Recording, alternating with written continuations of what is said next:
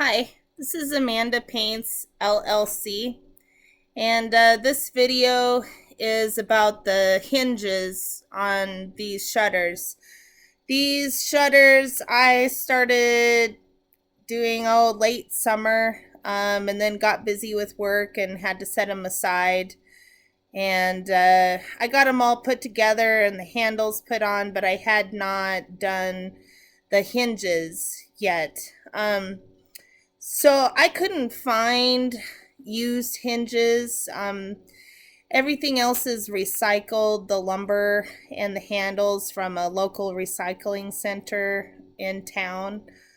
Home Resource, you guys just kick butt with all the things that you do. I think even the screws are from there, which I will be putting a little bit of white paint on the top of them, so they're not as noticeable because obviously I'm not a great carpenter. But I couldn't afford to reside my house the way, so I literally I fix everything the best I can with paint because that's what's within my budget and my capability. So, anyways, I could not find hinges that were used that would fit my shutters and look nice. And then new ones, it was outrageous what it costed. I can't even remember, but there was no way that I could afford it. And so I'll walk you through the steps that I'm doing to paint and faux metal hinges on, just to give the look. So we'll come over here. I have these bigger ones. I kind of screwed up. I shot a video earlier and somehow turned the play button off and cursed a little, and so I had to erase it and start over. So I had this step. There's a plaster underneath called palette deco metallic blonde bronze. It's kind of that reddish color that you see swiped on the faux effects out there. I'm using all leftover paints and plasters to do this project from from work, and some of it's pretty old, but it's still usable and it's good enough for my outdoor hinges. And but anyways, palette deco is a really pretty plaster. I'll take off the lid here. You can see how kind of creamy, and it's about the consistency of pudding. You can do really some cool faux metallic effects with it, and use this little putty knife to trowel it on. And then I had to let that dry overnight. And then the next step, I have this old, poor little pathetic jar of faux effects, faux metal, pale gold, and it's just seen its day. You can see it's almost completely dried out, but it was still good enough for this project, and I'm gonna put the lid on and I'm gonna keep this jar yet still. So I just kind of took that and just brushed it on, and then I clear coated with this exterior 450. I just used a soft brush just to seal, especially because that jar's so old. There's no like binder left in there. It's all dried out. It's kind of powdery. It's just the metallic in there. So we just brushed over it with this good exterior clear coat to protect it all. Here's the one we finished in the first video. See how pretty that is? It's even got the little nail on top of it. I'm thinking I should put more nails in my hinge, but I don't know. But I'll walk you through the glazing step. We used stainless steel Stain and Seal Ebony. I've had this bucket around for years, and it's just done tons of products. Stain and Seal's awesome. It sticks to anything. Like, I swear, if you just want to stain something darker or lighter or even metallic, they have Stain and Seal in metallics now.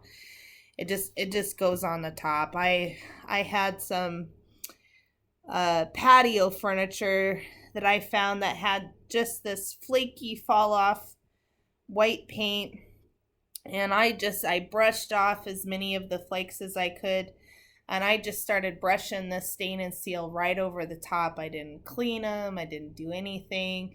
I just did really nice with the wood grain brush strokes, and it looked exactly like weathered wood when I was done. I believe the color I used was Van Dyke Brown. But anyways, it's a really good product. I've even used it to stain tile and had success with that, with a wax on top. Of course, it was tile that had no traffic or any moisture or anything, but in that particular area, the tile just didn't match, and I couldn't scratch it off. I've used it on my bathroom countertop. That's maybe another video, but it worked really well there too. So, like I said, I can't afford to replace things, so I fix it with paint.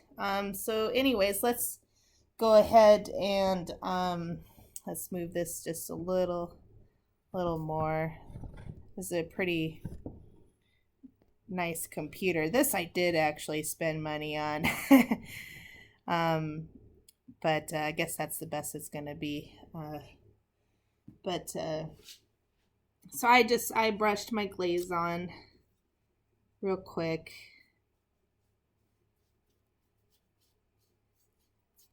This is gonna be seen from the street, so I didn't get really particular with these. It's not like some beautiful picture frame, which I don't know if you would really get too much more perfect with the picture frame. You might want to leave the glaze laying and the definition of the trim a little better or different, or make sure you don't have overlap lines. But this, I just was able to put it on and put it off. I do want my hinges to be a little bit darker than the handle, but I think we got a pretty good match in the metal on how it looks. Maybe kind of pounce it a little to get rid of the streaks here.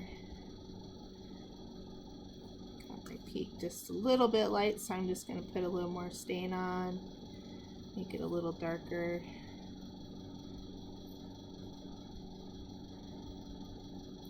And this was the fun, neat trick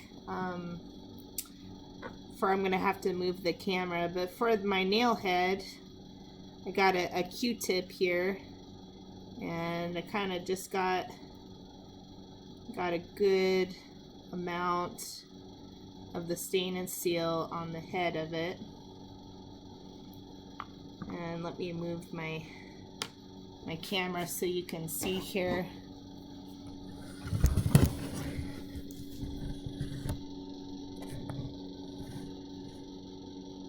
So for that, I just eyeballed it so it'd be right in the middle, and I pushed straight down with the Q-tip and give it a twist and pulled it up, and then I had a little nail there for my thing. And so yeah, here's a close-up of the other one again, and back to an end shot. And so those will go up on my windows to give it more interest. This is a painting that I want to introduce. It's newly finished. It's on my website, Amanda Paints. llc.weebly.com. I'll leave a link in the comments down below. Please subscribe to my channel for more paint tips. I think coming up I'm gonna stain a piece of furniture with some general finish products, and I have a secret ingredient that I'm gonna use. And so if you want to subscribe to my channel for that next video, I'd much appreciate it, and it'll let you know when it's done. So yeah, this painting is on the way home. I was walking home one day, and as you know, I live in Montana, and we have some beautiful skies and mountains, and just kind of a rustic state, and very, very pretty skies.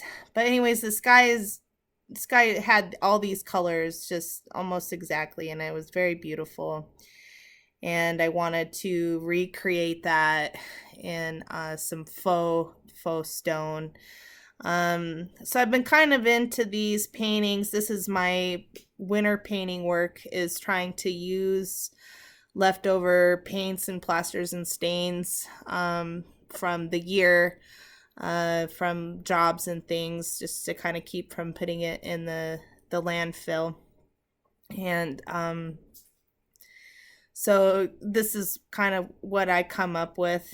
And so we used some luster stone and some aqua wax, and I know this is just regular house paint too, and some glazes and things, and lots of clear coats. But yeah, it's pretty. It's got a lot of dimension, a lot of texture to it. It's real. I think it's a fun, bright, abstract landscape piece. And I have it for sale again at Amanda Paints LLC.weebly.com. I'd appreciate it if you check it out. Thank you.